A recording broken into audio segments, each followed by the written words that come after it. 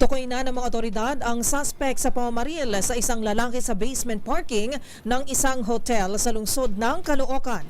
At isa sa mga anggulong sinisilip ngayon ng pulisya ang posibleng pagkakadawit ng nakaaway di umano ng biktima. Magbabalita si Edwin Duque.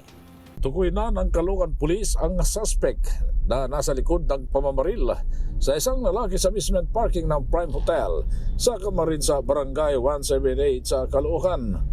Ayon kay Police Colonel Jid Doles, tuguan bumulagtang biktima na si Roland Lacson, 43 years old, ng Portesa Subdivision sa Barangay 175 sa Kamarin sa Caloocan. Base sa salaysay ng witness na si SG Michael Binulaga, dalawang lalaki umanong nakitang lumapit sa barilin ng malapitan ng biktima sa tumakas sakay ng Yamaha Mio na motorsiklo patungo naman sa Tala, Caloocan. Sa hiwalay na pagsisiyasat ng PNP, napagalamang may kagalit ang biktima na siya ngayong tinitignan sa anggulo ng investigasyon kung may kinalalaman ito sa naganap na pamamaril. Para sa MBC TV Network News, ako si Edwin Duque. Sama-sama tayo, Pilipino.